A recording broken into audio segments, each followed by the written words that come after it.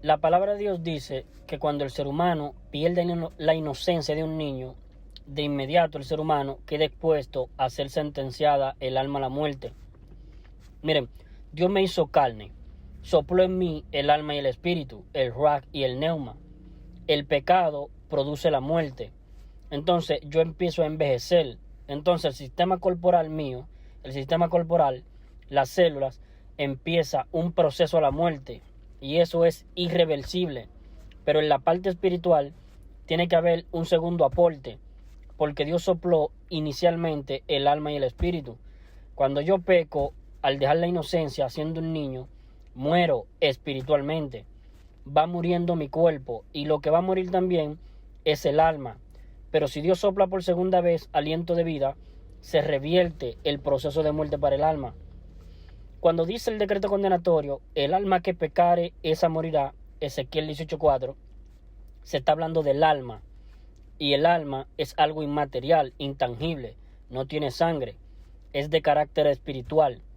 En la cruz del Calvario a Cristo se le vería su cuerpo molido por nuestros pecados, su cuerpo, su sangre bendita derramada sobre el madero de la cruz. Eso es lo que se vería con los ojos, pero no el alma. El alma no. El alma es invisible a la vista humana y la salvación o la justificación es por la fe.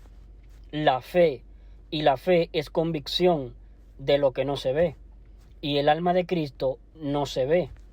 Lo que se ve es el cuerpo de Cristo molido por nuestros pecados en la cruz del Calvario. Su preciosa y bendita sangre derramada por el madero de la cruz. Eso es lo que se ve. Y la salvación no es por creer en lo que se ve, sino que es por creer, sino que es por fe, que es convicción de lo que no se ve. Y el alma de Cristo no se ve. La fe tiene que ser puesta en lo que está escrito.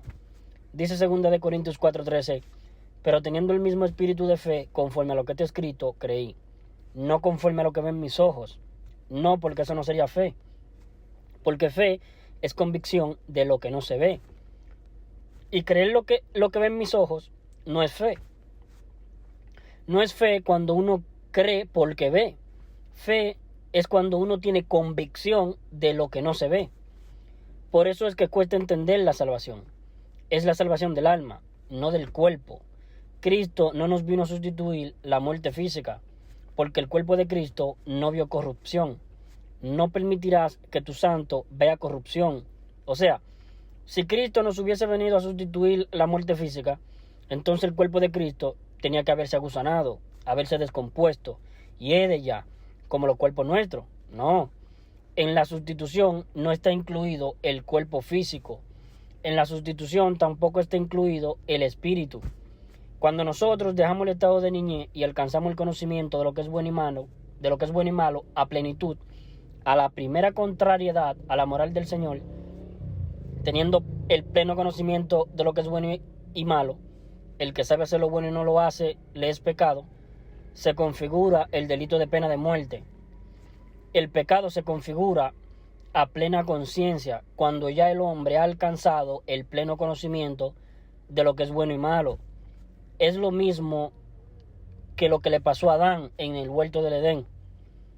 Dios le dijo a Adán, le mandó, de todos los árboles que hay en el huerto podrás comer, mas del árbol de la sabiduría, del conocimiento del bien y del mal, no comerás de él, porque el día que de él comieres, ciertamente morirás. Entonces, ¿cómo se configura el pecado que condena el alma a la muerte? Cuando el ser humano lo comete a conciencia, sabiendo el bien y el mal. Pero Adán estaba en completa inocencia. Todavía no había comido del fruto del conocimiento de lo que es bueno y malo. Por lo tanto, lo que hiciera Adán, lo hacía no estando en plena conciencia de lo que es bueno y malo. Ahora, cuando Adán sí adquirió el conocimiento de lo que era bueno y malo, de ahí en adelante Adán quedó expuesto a la condena. Antes no, pero ahora sí. Y a la primera contrariedad a la moral de Dios, ahí se configura el delito de pena de muerte. Dice Santiago 4:17, y al que sabe hacer lo bueno, y Adán ya sabía, había comido del fruto, de saber hacer lo bueno y saber hacer lo malo, y al que sabe hacer lo bueno y no lo hace, le es pecado. Cuando Adán comió del fruto, le fueron abiertos los ojos a Adán y a Eva. Génesis capítulo 3, versículo 6. Conocieron que estaban desnudos. En ese momento, a partir de ahí, a partir de ese instante, ¿qué sería hacer lo bueno? ¿Y qué sería hacer lo malo? Hacer lo bueno era ir a Dios y decirle: mi Dios, he comido del fruto que usted me mandó no comer. ¿Qué es lo que sería hacer lo malo? Huir de Dios, cubrirse con hojas de higuera y esconderse entre los árboles del huerto, volverse un religioso. Bueno, eso fue lo que hizo Adán, lo malo. Sabiendo que eso era malo, ahí se configuró el delito de pena de muerte. Es por eso que el Señor le dice a Adán: el día que comieres del fruto del conocimiento del bien y del mal, vas a estar expuesto, porque el pecado se concibe a conciencia. Miren, yo les rogaría a las personas que me están oyendo que ustedes escapen de la religión, que dejen de estar asistiendo a las religiones, cualquiera sea la religión, ya sea católica o protestante al catolicismo. La religión es engañosa. La religión procede del maligno, de Satanás. La religión lo que hace es usar la Biblia, pero dándole un significado totalmente distinto a los versículos de la Biblia. Es lo que hacía Satanás. Satanás tentaba al Señor cuando el Señor fue tentado en el desierto 40 días y 40 noches. Y Satanás usaba la Biblia, citaba la Biblia, pero dándole un significado distinto al versículo en cuestión. Eso es lo que hacen los exponentes religiosos. Usan la Biblia bastante, pero le cambian el significado de lo que quiere decir la Biblia. Entonces, escape de la religión, huya de la religión. ¿Qué es lo que es la religión? La religión se puede definir como el intento humano, por cierto, que es infructuoso, porque no da resultado, no sirve. Es el intento humano por religarse con Dios a través de los méritos personales. Mérito, meritocracia, que yo me merezca el cielo, que yo me lo merezca. Yo vivo una vida en santidad, aludiendo a Hebreos 12:14. La santidad es Cristo. Yo soy un inmundo y perverso pecador. La santidad es Cristo. Y cuando la santidad que es Cristo vive dentro de mí, yo tengo la santidad, la de Cristo, sin la cual nadie verá al Señor. Cristo morando en mí. Entonces, mientras estás en inocencia, sin tener el pleno conocimiento de lo que es bueno y malo, no se va a configurar el delito de pena de muerte para ti. Vas a quedar protegido. Pero si obtienes el pleno conocimiento de lo que es bueno y malo, vas a quedar expuesto a la condena. Bueno, nosotros, cuando dejamos el estado de inocencia y el niñito adquiere el pleno conocimiento de lo que es bueno y malo, ahí el ser humano queda expuesto a la condena y a la primera contrariedad a la moral de Dios, sabiendo lo que es hacer lo bueno y hacer lo malo. Cuando la persona hace lo malo sabiendo que es malo, o como dice la Escritura, y al que sabe hacer lo bueno y no lo hace, le es pecado. Cuando peca por omitir hacer lo bueno, ahí se configura el delito de pena de muerte y muere la persona espiritualmente. El día que Adán comió y quedó expuesto a la condena, porque quedó a pleno conocimiento de lo que es bueno y malo, y sabiendo hacer lo bueno, que era dirigirse a Dios, no lo hizo, sino que se escondió entre los árboles del huerto. Ahí se configuró el delito de pena de muerte. Ahí murió Adán, el mismo día que Adán comió, pero murió espiritualmente. El alma de Adán quedó sentenciada a la muerte. Su espíritu murió en el acto. Todo ser humano, cuando adquiere el pleno conocimiento de lo que es bueno y malo, dejando el estado de niñez, queda expuesto a la condena y a la primera contrariedad a la moral de Dios. Cualquier cosa que sea contraria a la moral de Dios, que hagamos nosotros a pleno conocimiento de lo que es bueno y malo, ahí se configura el delito de pena de muerte para nosotros, contra nosotros. Entonces, lo primero que muere en nosotros es el espíritu. El alma nuestra queda viva, pero sentenciada a la muerte. Es decir, el ser humano entra en un proceso de muerte que inicia con la muerte del espíritu. Andando el tiempo, el proceso de muerte continuará con la muerte física y el proceso de muerte va a culminar con la muerte del alma. Muere el espíritu, morirá el cuerpo y morirá el alma. Cristo vino a impedir que en ningún momento de nuestra existencia le fuese quitada la vida al alma. El alma. Vino a salvar el alma. No de la muerte espiritual, no de la muerte física. Vino a salvarnos de la muerte del alma. El alma que pecare, esa morirá. Mas si hubiere muerte, pagarás alma por alma, vida por vida. Esta es la razón por la cual nuestro Señor Jesucristo, en el huerto de Getsemaní, cuando estaba muy angustiado, sabiendo que tenía que enfrentar la cruz, Él decía: mi alma está muy triste hasta la muerte, mi alma. Nuestro Señor Jesucristo es el león de la tribu de Judá, valiente. Pero en el huerto de Getsemaní, Cristo estaba sufriendo intensamente, porque Cristo no iba a enfrentar la muerte física solamente. Cristo iba a enfrentar la muerte del alma. Era tanto el sufrimiento del Señor que su sudor era como grandes gotas de sangre en el huerto de Getsemaní. En Mateo 26:38 leemos lo que Cristo decía a sus discípulos: mi alma está muy triste hasta la muerte. Mi alma, el alma humana que pecare, esa morirá. El alma de Cristo estaba en agonía. Se dice del alma de Cristo en Isaías 53:11: veré el fruto de la aflicción de su alma y quedará satisfecho. Entonces, uno tiene que concentrarse en lo que está condenado en nosotros, el alma.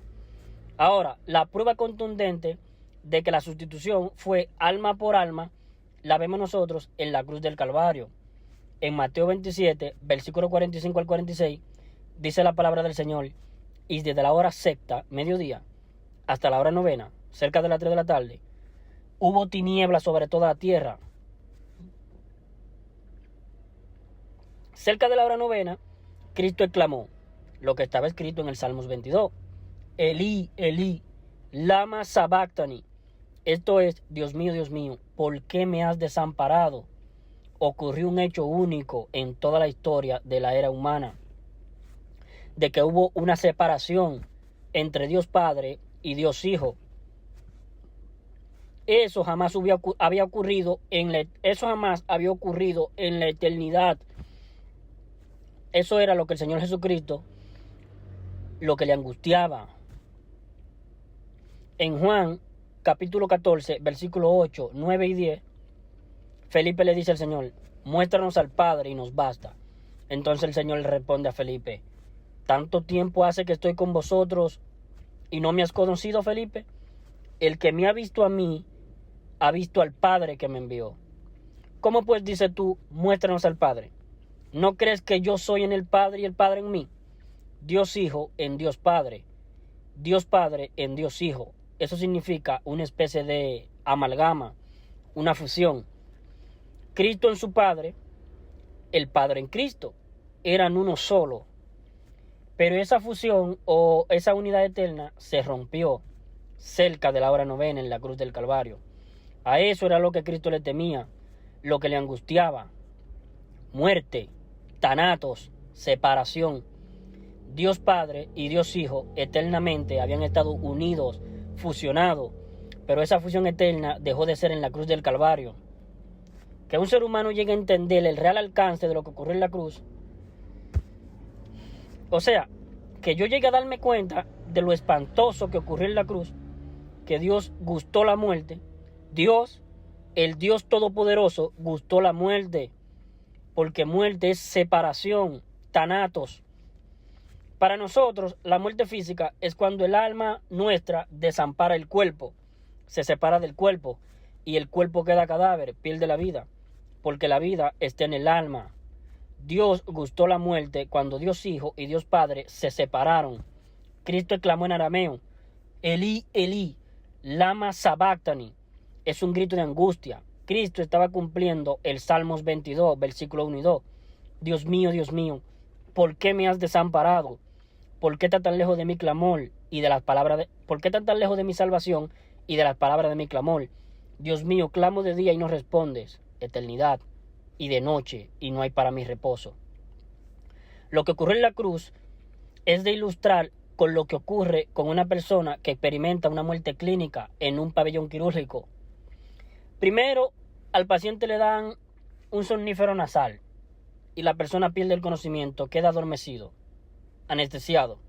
Entonces llevan al paciente anestesiado a la sala de operaciones, al quirófano. Entonces, lo que tienen que observar, lo que están operando al paciente, son los signos vitales. O sea, que haya respiración y que haya latido del corazón. ¡Tut! En el Salmo 22:14 dice: mi corazón fue como cera derritiéndose en medio de mis entrañas. Cuando la operación es muy compleja y el paciente tiene su cuerpo muy débil, en medio de la operación hay veces que el paciente sufre una descompensación. Inicialmente estaba tut, tut, y luego el corazón se le detiene al paciente. Sufre un paro cardiorrespiratorio. El alma del paciente sale del cuerpo.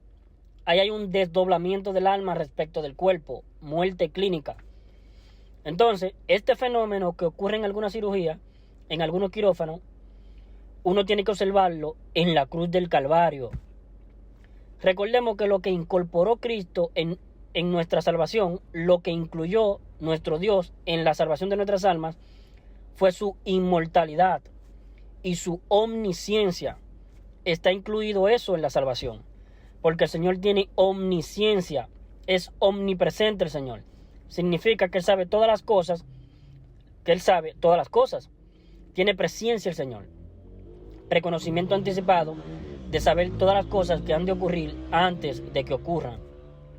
De hecho, el Señor ya le reveló al apóstol Juan en Patmos lo que todavía no ha ocurrido, pero que para Dios ya ocurrió: el Apocalipsis.